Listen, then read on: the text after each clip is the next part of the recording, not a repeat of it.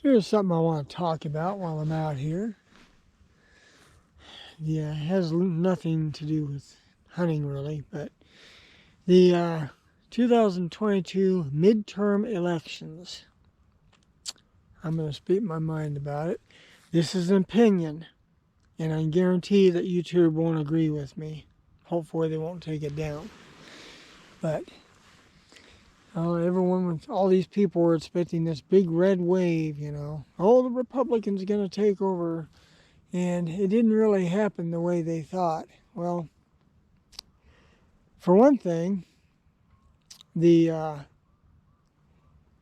the election system hasn't been changed since 2020, and we all know there was some skullduggery in that one, regardless of what people suggest. And so, do you think it's going to be any different this time, or in 2024? You really think we're going to have an honest election with this system that we have? I don't think so. Too many opportunities to cheat. After all, they found a big mailbag full of ballots during the 2020 election. I think they found a truck or two full of them. And it gets me, Florida was able to have most of their ballots counted in one day, and then it takes Arizona over a week. Why? That is unacceptable. There's something suspicious going on there.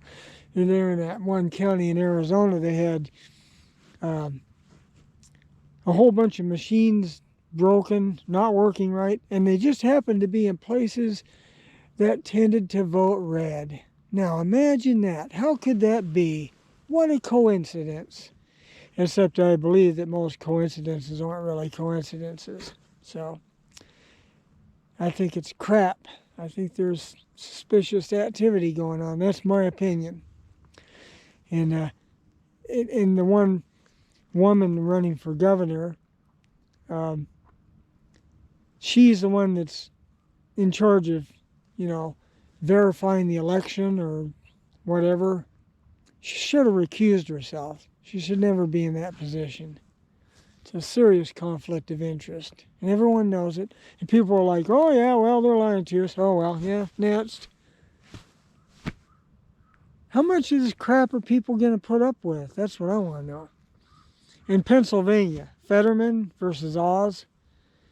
I don't know. He may or may not like Oz. I don't know a lot about him. I have one of his books at home, or at least I did. But from what I saw in the debate, it looked like Fetterman had trouble with cognitive process, like he had trouble stringing sentences together.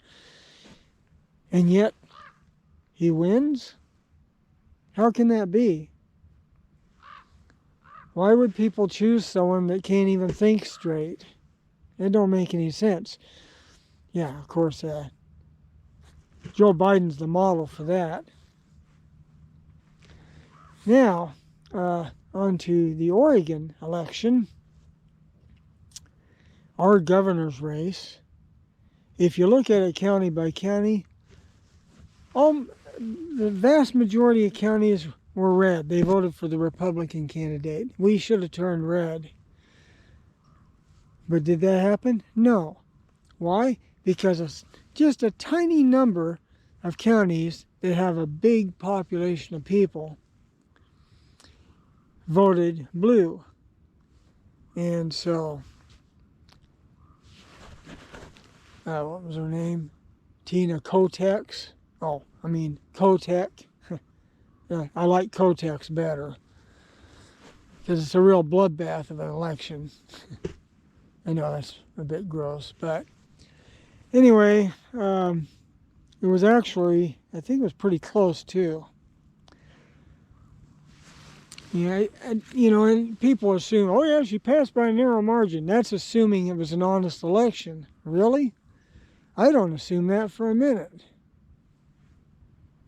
But who knows? And then the measures, particularly Measure 114. The whole country's looking at that one. So I guess they wanted to one-up California on gun control. Well, they managed to. and it passed by like less than 1%, I think there's a serious need for a recount when it's that close. And they're just, they're okay with that. Yep, passed by a narrow margin. And if you look at it county by county, almost practically every county voted against it. It's just this small group of counties in Western Oregon, like Monoma County, the Portland area, Salem, the capital, those areas. And out here, it's a totally different world. We don't even do things the way they do it over there, okay? Personally, I don't really care what they do, how they govern their social toilet bowl that they call Portland. I really don't care because I have no intention of ever going there, ever. But out here in Eastern Oregon, this is rural. This is farmland. We do things different out here. And we're strong supporters of guns for self-defense out here, for the most part. Yeah, there's a few people on the left out here, but largely it's on the right. And I think that sucks. And it's supposed to go into effect on the 8th. Now, it's supposed to go into effect a month after they verify the election. Well, what they did is the 4 measures, they verified those on election day, and they're verifying the rest of it later. I think that's a crock of crap. And ballot measure 114 is completely unconstitutional. They're trying to turn a right into a privilege. Now, they got away with it for driving. I've always disputed that. Driving's a privilege. I always thought if you had a car and you were paying for gas taxes, you ought to be able to drive on the road that the taxes pay for. But that's my opinion, and it doesn't really count on that. So anyway, there's that, requiring you to have a permit to buy a gun, which you already have to get a background check for when you go to buy it. But to get the permit, you have to have a whole bunch of training that's provided by law enforcement that's supposed to volunteer to do it, and they don't really have the manpower to do it. They're busy, and it costs money for the class. For the permit, it costs money for the training, it costs money for the permit as well. The permit's like $65. So you're having to pay to get a permit so you can exercise your God-given right, or natural right, whatever you want, however you want to look at it. It's completely unconstitutional, and it completely stomps all over the Second Amendment. And then there's the magazine size. When it goes into effect, magazines over 10 rounds will not be allowed. If you already had them, you can keep them. But if you go to transport them from home to the range or wherever, they have to be locked up in a separate container from the firearm, and a whole bunch of stupid restrictions that don't make any sense. And a lot of the sheriffs out here are not going to enforce it anyway. So it's a load of crap, I'm telling you. There's already lawsuits against it, so hopefully a court injunction will stop it from going into effect. Hopefully that'll delay it and we can go about our business. Gun sales, of course, are way up. The radical left and the Democrats are great gun salesmen. They always have been. There's last I knew there was 20-some thousand people in line waiting for their background check. Now some of us get a background check faster, but there's a lot of people who don't. There's like 40-some% I think who don't. They have to wait. So it kind of sucks for them, because in theory, if they don't get their background check done before it goes into effect, they may never get their firearm. Unless, of course, there's an injunction. The way it was in the Oregon Constitution before, if the background check took longer than a certain amount of time, the transfer of the firearm could happen anyway.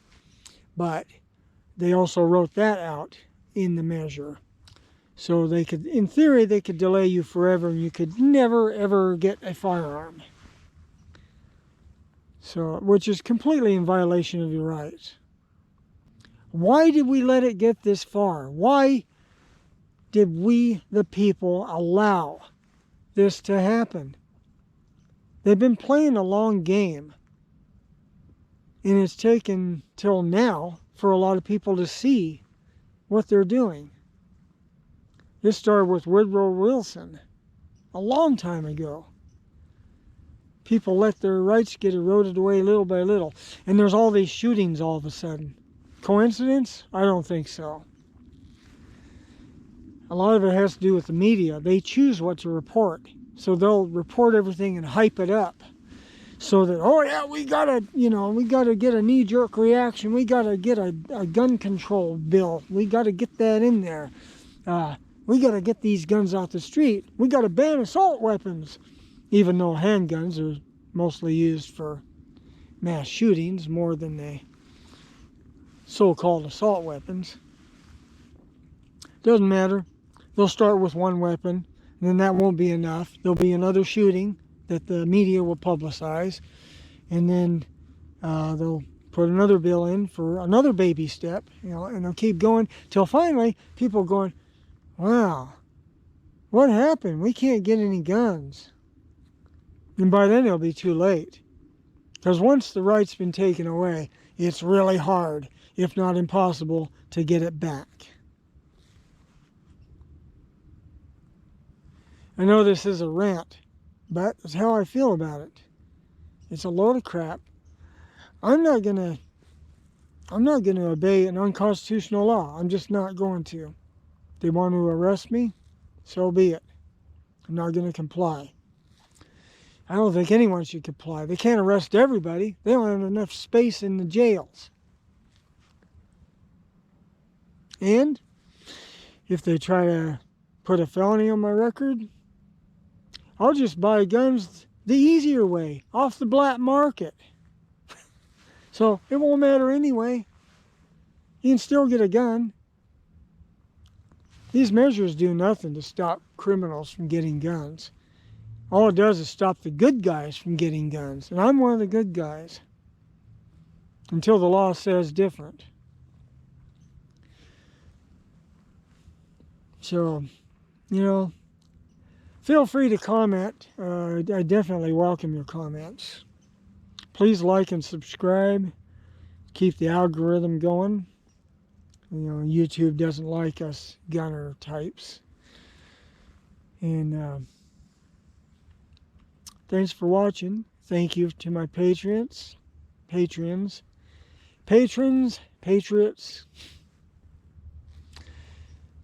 And thanks for watching when you could be watching something else. Appreciate your viewing. Till the next time, happy hunting and be vigilant. Keep an eye out on what your government is doing.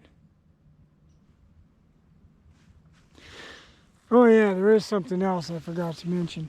When they were pushing this measure, when they were advertising on TV, they had these guys on there that, they'd go on there, they'd say, I'm a hunter, I'm an avid hunter, and I support Oregon Measure 114. Once again, they've put hunting in there. The Second Amendment has nothing to do with hunting. It's not about hunting. It's about protecting ourselves against a tyrannical government and for defending ourselves otherwise. That's what it's really about. It's not about hunting. Oh yeah, and something else I wanted to mention. This is going to have a negative impact on wildlife, on conservation of animals. They never thought this through. They never mentioned that, because who pays the most for conservation of wildlife? Us hunters. We provide the funds. Not only that, but when you buy a gun, a certain percentage of that, I forgot the name of the act, but it's a legislation that it goes to conservation of wildlife. If you can't buy a gun, you can't support wildlife that way. So if you can't buy, and they're not going to buy a hunting license if they can't buy a gun to go hunting. What's the point? So all that money that goes to Ducks Unlimited and stuff through the waterfowl stamps be gone or greatly reduced. There's no good that can come out of this measure. It won't save a single life. In fact, the text of the measure, coupled with this governor that we had elected, Kotek, those two items have just made Oregon a much more dangerous place to live than it already was. So, and another reason there's more mass shootings is because there's more people. There's a bigger population. And when you stack a lot of people together, you're going to get some bad behavior. That's how it is. The best way to deal with them is for the good guys to be armed so they can stop the bad guys. Because we don't have enough police to patrol every person. It's impossible. You are your own first responder. You cannot expect the cops to be able to stop every crime. It's impossible. Especially with a defund the police movement going on. Anyway, that's my rant, and thanks for watching.